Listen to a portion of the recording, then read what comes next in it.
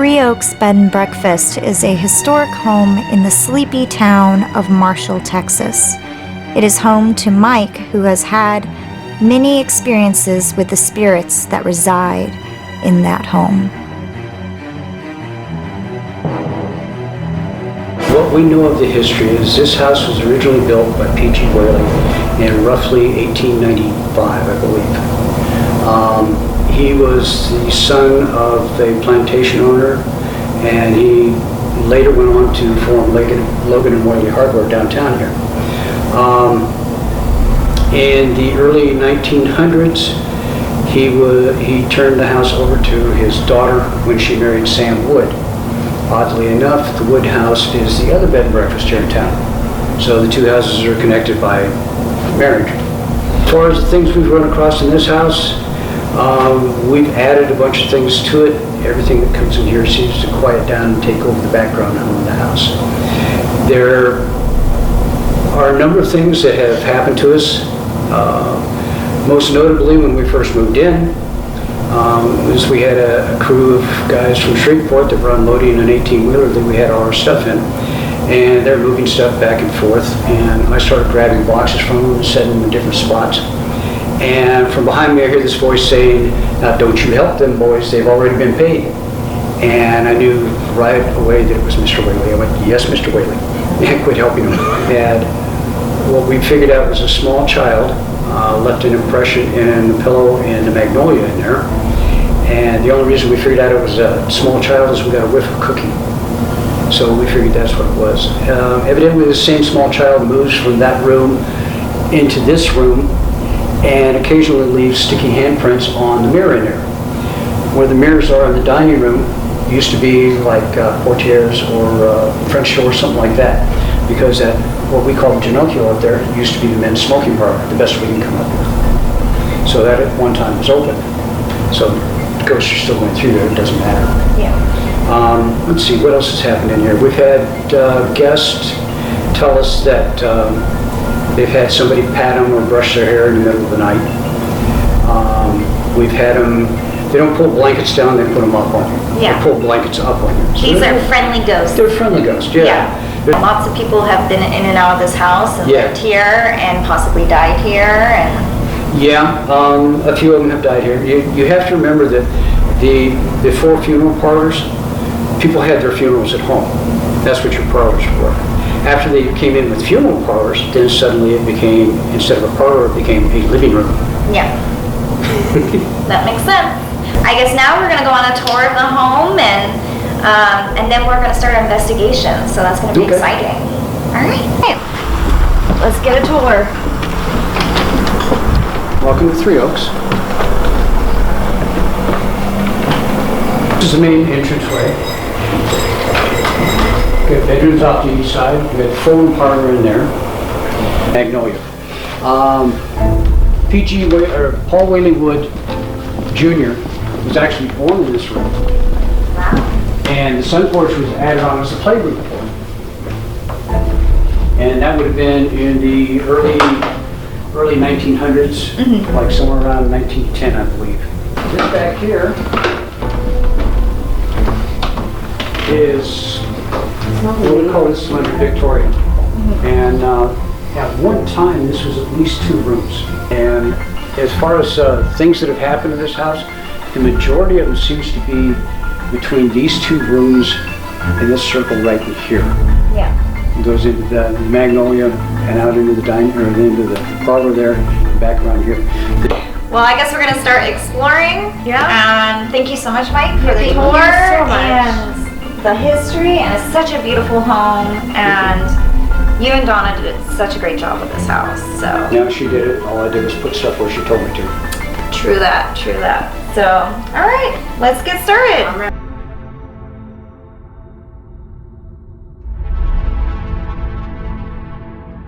We ghost hunters have tools that we use to document spirit activity. The flashlight is used by having spirits interact with it to turn it on and off for yes and no questions. The spirit box is used to sweep radio waves in order for spirits to communicate through it. So, for all of y'all that don't know what just happened, Danny was outside on the porch, right? And I went to go get my jacket out of my car, and when I was walking back out from the car, the train was going, and I practiced urge to take a photo of the house across the street. I did, and there's nothing in my photo, but right as I was finishing, I felt one breath whisper in my ear, kill, which I don't know why. Yeah, I don't know if it was trying to save me. I freaked out and I ran inside and was still trying to find it. Yeah.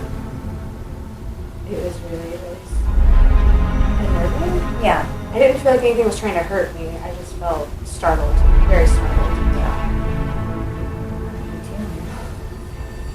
But I felt like there was something that wanted me to go outside because I was the only cold one. I'm still cold in this house and the heater's on. Yeah. The heater is on, I can feel it. Take temp.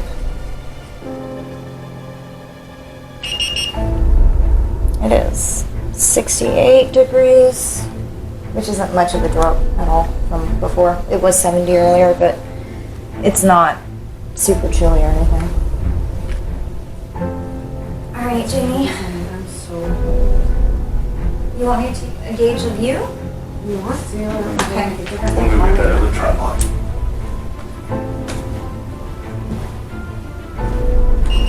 You're actually much warmer. You're 76. It's very cold. Well, I mean, my feet feel like ice. sometimes you can feel cold and you cannot document it, you know? Is anyone here? If you're here, can you turn the flashlight on, please?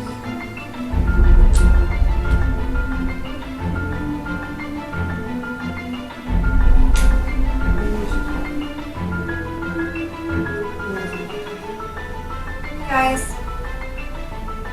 You know me, good old Matilda. What's going on tonight? Do you not want to communicate, or did whatever happened on the porch scare you? I didn't come down yet. Might be asleep. Hi. If you feel uncomfortable sitting there, you can sit here, babe. I'm just gonna touch me separate. No, it's fine. Okay. Do you want to move over here, away from it? On this side of the couch? She'll cover it here. Okay. Hi, honeys. That was a long pause before they turned it on. Yeah. I felt like there was something that Oh. I felt like there was something that sat down next to you when you got up. It's Yeah. not there anymore. It was there for a second. Okay. And I felt like it was comforting Yeah. It was probably one of the women at the house. because I was not. Because if it was, it was one of the women of the house?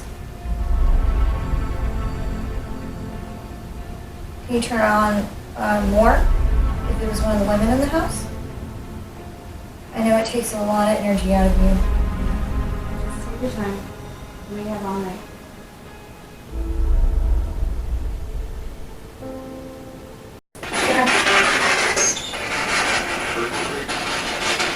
First place. Is there anyone here that would like to talk to us? No, that's how it works. Turn it off, please. Thank you. Are you the one messing with the volume on my machine? Okay, so I guess before we continue asking questions, turning the light on is yes. The light not turning on is no. So keep the light off if the answers are no. Turn the light on if it is yes, please. And then after you answer the question, if you say yes, turn it off again after you say yes. That way you set the question. Yeah. Or you can communicate with us with the spirit box. Whatever makes you more comfortable if you choose to communicate with us. Do you understand? Yes or no? I heard a yes. I heard a yes. Or yeah. Was that a yes? Good dog. But that could have been anything, yeah. Can you say Matilda's name? So we know we're talking to somebody. Can you say Matilda?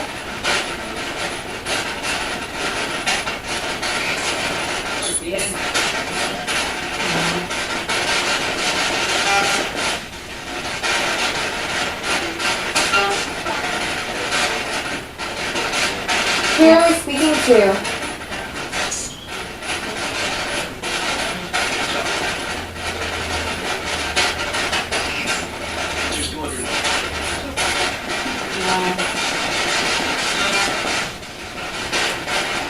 You can use the flashlight or the spirit box.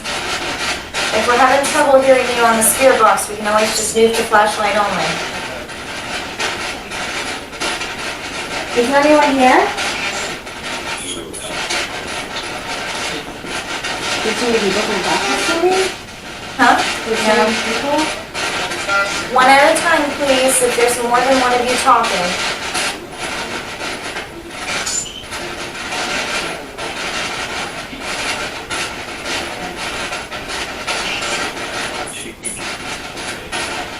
That's different. Is anyone here with us? Thankful.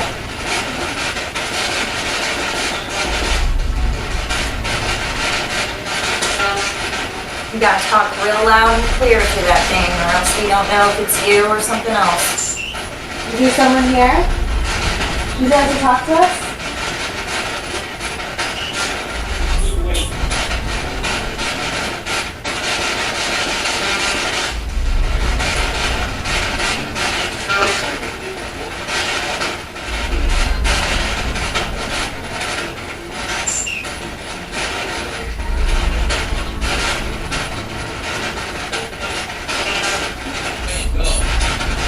Way to go. Way to go what? I don't know if that was the radio or what. I think it's radio. It sounded weird. It sounded like an actual voice though, talking. Yeah.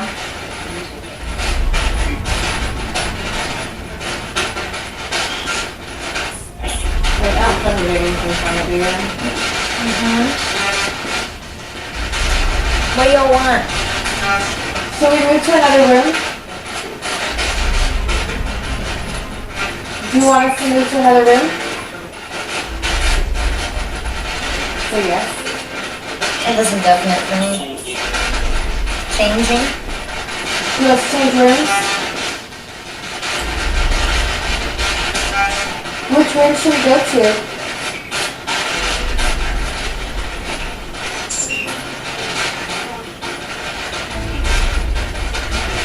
Really faint. Question. You want me to ask you a Did you question? see it flicked on? The light came on very faint. Oh, it's very doing it faint. again. You want to ask me a question? Yes. Oh, yes. What's your question for me, honey?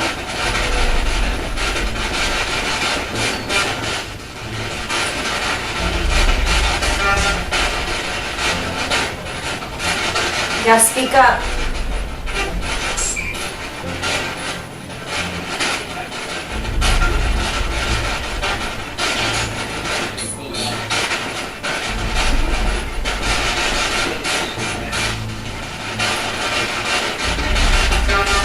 It's too many trying to talk at the same time, I think. Maybe we should turn it off and give it a few to kind of collect. Alright, you have one final chance to ask me that question. I saw my first orb in real life. Like, not on camera. Because I'm not a big proponent of orbs on camera. It has to be very amazing for me to believe in orbs on camera, but this was in front of my eyes. I saw a white light go from here, shoot up, and go through that window. Or was a window at one point. It's boarded off now for people's privacy. But yeah, it was really, really strange.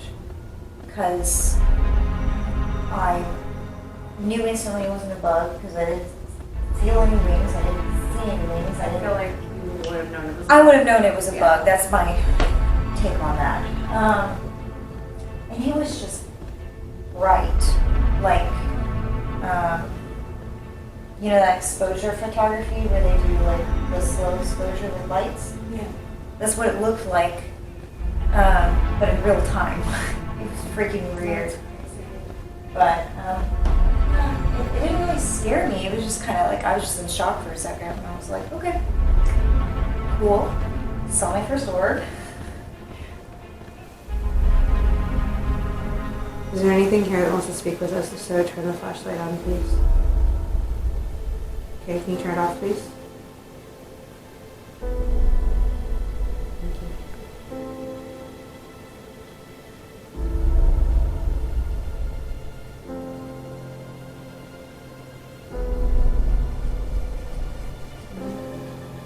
Okay. You see you.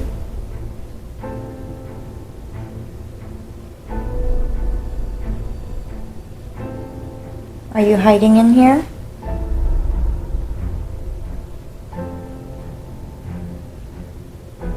Are you a female? Please turn the flashlight on for yes. Leave it off for no. All right. Can you turn it off, please? Thank you.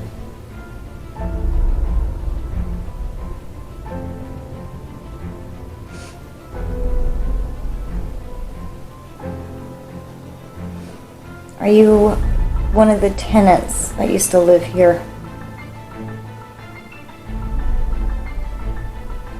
Please turn the light on for yes. All right.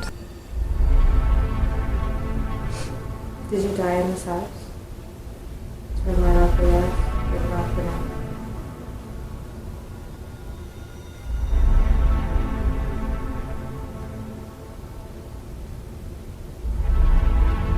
Good job. Can you turn it off, please? Sometimes to turn it off, you just have to leave it be for a minute and it'll turn itself off.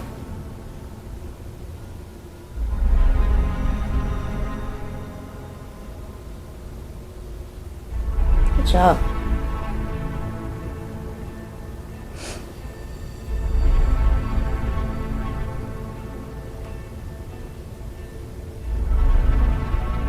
Is there anything you would like to tell us? Turn the light on for yes.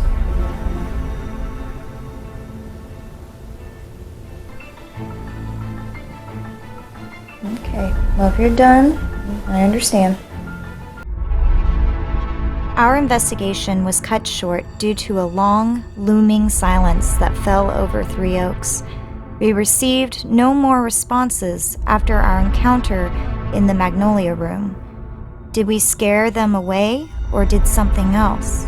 Perhaps it was the dark entity outside that spooked Janie. But you cannot deny, with all the experiences we captured, that there may be something otherworldly living in that beautiful house. This episode is dedicated to Donna, who put so much love and dedication into this home.